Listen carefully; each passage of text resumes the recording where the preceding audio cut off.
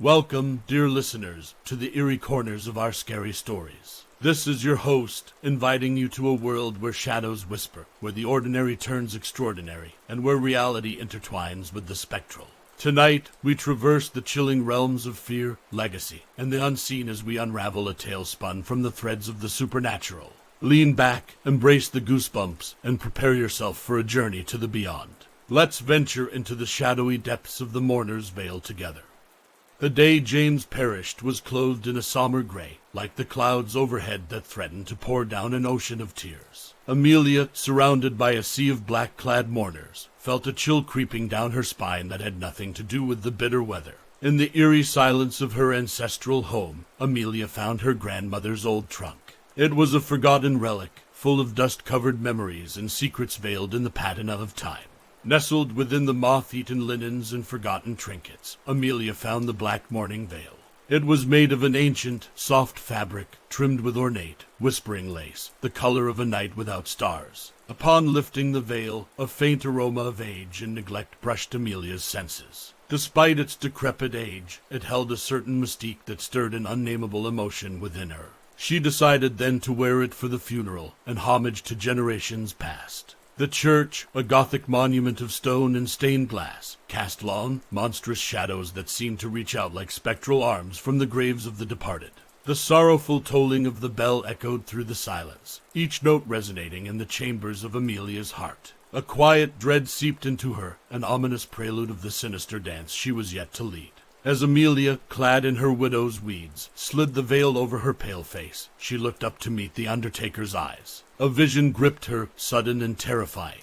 She saw the undertaker, rigid and cold, his features frozen in an eternal grimace of death, buried under the very earth he once tended. She blinked, the morbid spectacle evaporating as swiftly as it had appeared. She put it down to her overwhelming grief, but a cold seed of dread had been planted in the depths of her heart. The mournful notes of the organ permeated the silence, their echo rebounding against the high-vaulted ceiling. Amelia stood next to her husband's casket, a lone figure of despair amidst a sea of condolences. The veil seemed to wrap her in a gloomy cocoon, separating her from the rest of the mourners. When the service concluded and the sun began to set, casting long, melancholy shadows, Amelia found herself unwilling to remove the veil. She had formed an unspoken pact with it, a macabre camaraderie only known to those touched by the cold hand of death. Unbeknownst to her, this was but the first dance with the specter that would haunt her in the times to come. As the church emptied, leaving Amelia alone with her grief, the veil bore silent witness to the widow's first night of many in the grim ballet of dread.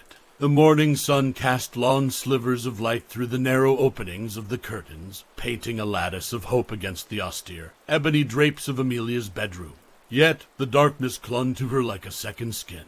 Dressed in her mourning attire, she donned the black veil once again, a grim crown atop her sorrowful countenance. Her home, once filled with shared laughter and whispered secrets, now echoed a disquieting hush. Amelia, draped in the veil, looked at her reflection in the mirror, her eyes deep wells of longing and uncertainty. The veil seemed to imbue her with an alien aura, her face barely discernible behind its dark shroud. When the postman came with letters of condolences and affairs of the departed, he tipped his hat, his eyes filled with pity and a hint of fear. As Amelia looked at him through the veil, she was suddenly gripped by another chilling vision. She saw the postman, ashen and lifeless, sprawled on the cobblestone streets, a look of shock forever etched on his lifeless face, a runaway carriage nearby. Her heart pounded in her chest like a war drum, the echo of her fear resonating within her. Yet the vision dissipated as quickly as it had appeared, leaving Amelia in a state of utter disbelief and dread.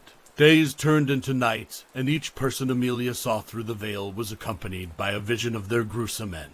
From the milkman who'd meet his demise slipping on a slick of ice to the seamstress who would perish in a heartbreaking incident of arson, death became an unsolicited companion in her life. Every face was a story of an end untold, each glance a grim prophecy. The world, through the veil, became a carnival of horror, and Amelia its unwilling spectator. Stricken with an otherworldly power she never asked for, her existence became a slow waltz with the macabre. Her once cherished sanctuary had morphed into a fortress of solitude and terror. The grand chandelier hanging in her foyer, once vibrant with reflected rainbows from the sunlight, now reminded her of the milkman's demise. The cozy corner by the hearth, where she used to mend clothes, only echoed the seamstress's untimely fate. In her dread, Amelia shied away from any contact, fearing the onslaught of another ghastly vision. She kept the curtains perpetually drawn, the only light coming from the dimmed gas lamps, and the occasional sliver of moonlight that snuck through the gaps. Her nights were tormented by nightmares, replays of the gruesome ends she had seen. In her waking hours, she found herself constantly looking over her shoulder, feeling the icy touch of death creeping closer, whispering chilling tales of mortality in her ears. Through the veil's dark lace, Amelia saw a world drowning in the impending shadow of death. She was trapped in a dance with the Grim Reaper himself, spinning around in this ghastly masquerade, her every waking moment poisoned by the visions of mortality. Dawn broke, casting ethereal light on the cobblestone streets of Amelia's town. Its quaintness seemed almost perverse now, given the terrifying secrets she held within her. Today was the day she sought answers, her determination a feeble candle flame flickering against the cold gales of fear. Amelia, in her customary mourning attire and veil, ventured outside her home for the first time in days. She was on her way to see Mr. Howell, the local historian and a keeper of folklore and whispered tales. His home, an ancient stone building, stood on the fringes of town, its facade a testament to times long past. The door creaked open, revealing Mr. Howell, a man in his late 70s, with skin as wrinkled as an old map and eyes as sharp as a hawk. He invited her in, his humble abode a treasure trove of ancient books, parchments, and artifacts, carrying an air of antiquity and wisdom. Amelia revealed the veil to him, her trembling hands holding the ancient fabric. As she told her story, Howell's eyes widened with a mix of shock and fascination. A veil of silence fell upon them, disturbed only by the faint crackling of the hearth, and the creaking of Howell's chair as he rose to retrieve an old, leather-bound tome. He began to narrate the grim tale of a witch named Mourner, who lived in their town centuries ago. Mourner was accused of causing a devastating plague, her unjust punishment leading her to curse the veil she wore at her execution. The curse allowed the wearer to foresee the death of any individual they beheld, a cruel jest on the town's residents who wished for her death. Amelia's blood ran cold as she realized the true power of the veil. It was a curse passed down through the ages, a grim secret she now bore alone. The chilling reality bore into her, every tick of the old grandfather clock punctuating her increasing dread. Leaving Mr. Howell's residence, the world seemed even more ominous. The once charming cobblestone streets were a twisted maze of hidden horrors, and the gentle rustle of the leaves became the whispers of the doomed. Every face held a horrifying secret, their lives unknowingly woven into the dark tapestry of Amelia's curse. As she retreated to her home, she clutched the veil tighter. It was no longer just an emblem of her grief, but a shroud that held a nefarious power, a piece of her fate she couldn't extricate herself from. The veil had become an omnipresent shadow, turning her life into a chilling narrative of death and despair. This grim reality marked the beginning of Amelia's quest to unravel her cursed destiny. The new day brought no respite for Amelia, her sleep tormented by the dreaded images of mortality. The world was still a macabre theater, the veil its malevolent conductor. But within her despair, a glimmer of hope ignited. She resolved to unravel the curse and free herself from the insidious puppetry of the veil. Amelia's once lively salon, filled with the chatter and laughter of her friends, was now her study, shrouded in a silence only interrupted by the rustling of pages and her quiet murmurs. She pored over every piece of information that could lead to a solution, her days blurring into nights amidst dust-ridden books and parchment. She recalled Mr. Howell's account of the curse, one phrase echoing in her mind. Through the eye of the needle, the thread of fate is rewoven. This cryptic sentence was the only hint Mourner had left behind, her last words before her execution. It was a puzzle Amelia was determined to solve. She decided to visit Mrs. Blackburn, the town's oldest seamstress. With her vast knowledge of fabrics, she might hold the key to decoding Mourner's final words. The seamstress's shop was a cozy little establishment, brimming with rolls of fabrics in a myriad of colors, threads of every conceivable hue, and the constant rhythm of the sewing machine. Mrs. Blackburn, a matronly woman with delicate, nimble fingers, listened to Amelia with interest and concern.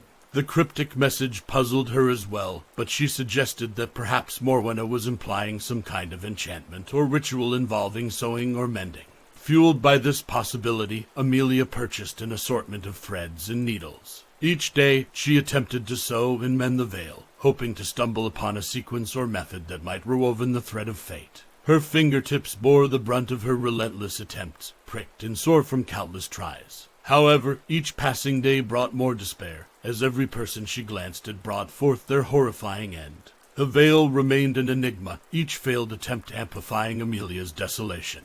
One night, as Amelia sat in her salon-turned-study, a shaft of moonlight illuminated a forgotten corner of the room, a corner graced by an old family portrait. In the picture, her grandmother held an antique locket, a family heirloom passed down through generations, rumored to hold a strand of Morwenna's hair. The locket had been missing for years, lost in the labyrinth of time. If Amelia could find it, perhaps the strand of hair, a direct link to Mourner, might hold the key to breaking the curse. This newfound realization bolstered her resolve, stoking the dying embers of hope. The veil had set the stage, and Amelia was ready to defy her doomed script. The first rays of the morning sun did little to dispel the cloak of despair enveloping Amelia's world, but a new resolve stirred within her. As the day dawned, her search began in earnest. She would scour her stately home, leaving no stone unturned, no crevice unchecked, until she found the missing locket. She began in the attic, a vast repository of forgotten memories. It was a room cocooned in the past, where antique furniture and neglected artifacts rested under a thick blanket of dust. She sifted through boxes of old clothes, piles of books, and faded photographs, each item a silent testament to generations gone by. Her search took her from the gloomy attic to the farthest corners of her grand home. The once vibrant ballroom, the dusty library, the seldom-used guest rooms, all held potential hiding spots for the elusive locket. Each room was a walk down memory lane, imbued with the echo of laughter and whispers of yesteryears. Yet, after days of searching, the locket remained elusive. Despair threatened to encroach upon her, each uncovered secret of the house only amplifying her sense of dread. Late one evening, as Amelia sat in her late husband's study, her eyes fell upon an old writing desk. A pang of longing washed over her as she gently ran her fingers across the aged mahogany. Within the intricate carvings of the desk, she discovered a concealed drawer. It was a secret compartment her husband used for keeping his most treasured possessions. Her heart fluttered as she pulled open the small drawer. Among old letters and trinkets, glinting under the soft glow of the desk lamp, was the lost locket. The delicate piece of jewelry, wrought in fine gold and studded with tiny rubies, held within its intricate design a lock of hair, visible through a tiny glass panel. A sigh of relief escaped Amelia's lips as she held the locket in her trembling hands. She could feel the faint thrum of ancient power radiating from it, a power linked to Mourner, the witch from whom the curse originated. With the locket in her possession, she felt a surge of renewed determination.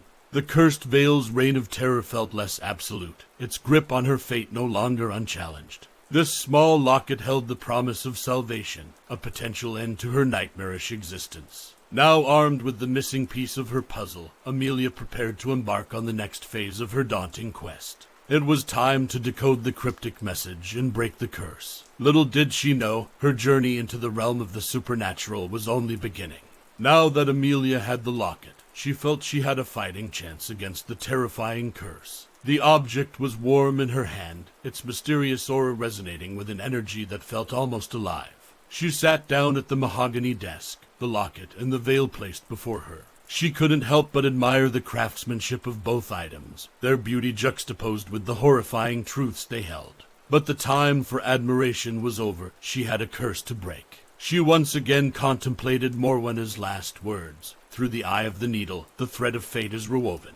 The answer, she felt, lay within the fusion of the locket and the veil, the ancient hair and the intricate needlework. Taking a deep breath, Amelia prized open the locket and carefully extracted the strand of hair. It was a piece of Mourner herself, a tangible connection to the once feared and misunderstood witch. A silent apology whispered through Amelia's lips, her heart aching for the woman who had faced such cruel judgment. With her newly purchased sewing materials, she threaded Morwenna's hair into the eye of a needle. It was a strange and delicate task, one which filled her with a sense of profound connection to her ancestor and the dark legacy she had left behind.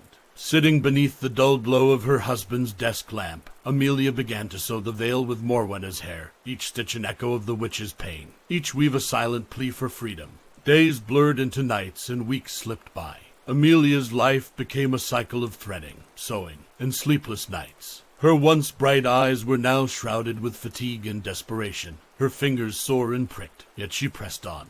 One fateful night, as Amelia weaved the final stitch into the veil, a sudden shiver ran through her body. The air around her seemed to vibrate, the whispering wind outside echoing a strange, melodic hum. She knew then something had shifted. The veil no longer felt like an object of dread, its ominous weight replaced by a strange tranquility. Tentatively, she placed the veil back over her eyes and looked out of her window, where her elderly neighbor, Mrs. O'Donnell, was shuffling around her garden. Instead of the usual grim vision of death, Amelia saw Mrs. O'Donnell as she was, a kind, old woman tending to her roses under the soft glow of twilight. The horrifying glimpses of mortality were gone.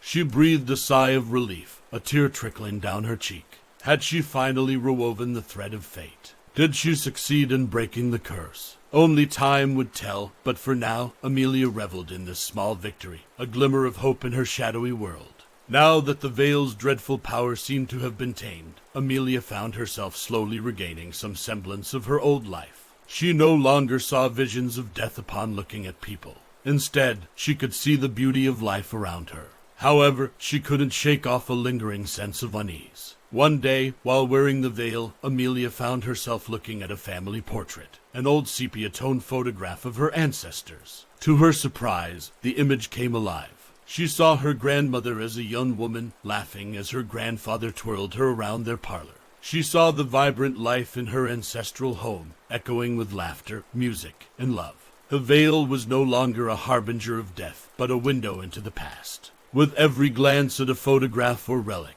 she was transported back in time, witnessing history unfold before her very eyes. It was disorienting yet fascinating, the lines between the past and present blurred in ways she had never experienced before. Amelia found herself drawn to the forgotten stories of her lineage, mesmerized by their joys and hardships. Through these temporal echoes, she also came to know more about Mourner. She saw a kind, misunderstood woman practicing her craft in solitude. She saw Mourner's arrest, her trial, and the horrifying end. The cruelty of it filled Amelia with sadness and regret. With this newfound connection to the past, Amelia realized that she had not broken the curse, but changed its form. The veil no longer held the power of death. It was now a medium to perceive the echoes of the past. As she dived deeper into her family's history, she discovered that Mourner was not just a witch but a guardian of time. Her curse was a punishment, a result of meddling with the natural flow of life and death. Mourner's final message was not just a riddle but an instruction to restore the veil's original purpose. Amelia felt a profound connection with Mourner, a kinship that transcended time. As she walked the corridors of her home, she no longer felt alone, but accompanied by the ghosts of her ancestors, their lives intertwined with hers. However, her journey was far from over. Amelia had transformed the curse, yet she could not escape it. She had to find a way to sever her connection with the veil once and for all. And to do that, she realized she needed to understand the full extent of Mourner's legacy. Determined to delve deeper into Mourner's life, Amelia transformed her husband's study into a command center for her historical investigations. She surrounded herself with artifacts, records, and diaries, each piece of the past a key that could unlock the secret of the curse. She began with the family tree, tracing her lineage back to Mourner. It was a thread that ran through generations, from Mourner to her own mother, each link etched with whispers of bygone eras. She discovered that Mourner had been a healer, a woman whose understanding of herbs and natural remedies had branded her a witch. Diving into the ancient tomes filled with Mourner's handwritten notes on herbs and healing, Amelia learned about her passion for helping others. It was a story that contrasted sharply with the tale of a sinister witch she'd been told as a child. Throughout her exploration, Amelia wore the veil. It no longer brought dread. Instead, it helped her connect deeper with the past. The veil served as a bridge, linking her to Mourner and the wealth of knowledge she had left behind. Her explorations led her to a strange entry in Mourner's diary, a sketch of the veil and the locket, intertwined with a complex rune and an ancient incantation. Amelia realized it was a spell, a ritual to sever the tie between the veil and its wearer. Emboldened, Amelia decided to perform the ritual. She gathered the necessary herbs, arranged the artifacts as depicted, and under the silver glow of the moon, she began chanting the incantation, the veil and the locket resting in front of her. The air thickened with ancient energy, the veil shimmering with an ethereal glow. Amelia could feel a pull, a force trying to sever the bond between her and the veil. The sensation was overwhelming, an intense tug at her very soul. Suddenly, it was as if a chain snapped. A wave of relief washed over her as she felt the connection break. She picked up the veil, holding it against the moonlight. It was just a piece of cloth now, the curse truly lifted. It was a moment of triumph, a victory over the oppressive shadow that had loomed over her. Yet, it was also a moment of gratitude towards Mourner, who had indirectly guided Amelia on this challenging path towards liberation. Exhausted yet satisfied, Amelia walked back to her home, the veil gently cradled in her hands. It had lost its supernatural power, but it had gained a different kind of significance. It was a symbol of her journey, a testament to her courage, and a connection to her ancestors. Amelia knew she had succeeded in breaking the curse, but little did she know, her journey with the veil was far from over. In the days that followed the ritual, Amelia basked in the liberation from the curse. The veil, devoid of its dreadful power, was now tucked away neatly in her husband's study, its presence merely a quiet echo of the past. She began to re-emerge into society, her demeanor brighter, and her smile no longer touched by fear. However, something felt amiss. The house that had been her solitary refuge during her time of trials now seemed to vibrate with an unseen energy. It was not menacing or fearful, but a gentle hum of life, almost as if the veil had left a trace of its power behind. As Amelia moved around her home, she began to notice subtle changes. The antique clock in the hallway, which had remained silent for years, began ticking again. The ivy climbing the outer walls seemed more vibrant, and the roses in her garden bloomed out of season. The house had taken on a life of its own, its heartbeat synchronous with Amelia's own. Then came the whispers, soft, echoing voices that filled the silence of her home.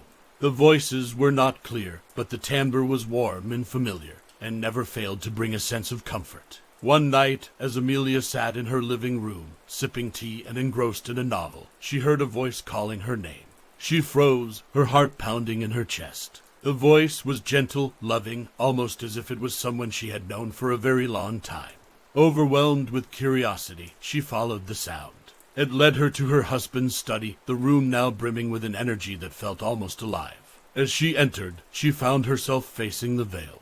It lay still and silent, yet it felt like the source of the voices. Barely daring to breathe, she picked up the veil and looked at it, half expecting to see a vision of the past. But there was nothing. She sighed and put it down, only to freeze when she saw the faint outline of a figure in the room's reflection on the veil. Turning around, Amelia saw no one in the room, but the reflection on the veil showed a woman, her form familiar and gentle. It was Mourner, her visage appearing to Amelia not as a vision, but as a reflection, a ghost in the veil. In that moment, Amelia understood.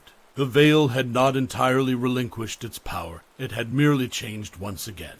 It was no longer a window into the past or a harbinger of death. Now it was a bridge to the spirit world, a medium between the living and the dead. The whispers, the changes around her house, it all made sense. She was surrounded by spirits, her ancestors reaching out to her, their voices held within the veil. Amelia's life had become something out of a folk tale. She lived with spirits, conversed with the ethereal voices of her ancestors, and found comfort in their guidance. Though the sudden presence of the spirit world was alarming, she learned to accept it, realizing the extraordinary privilege she had been granted.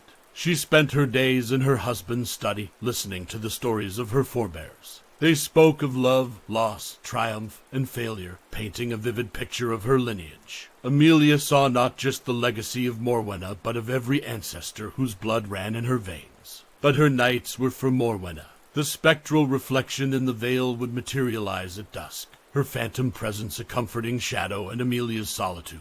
Amelia would share her day, the mundane details, and the world Mourner had never known.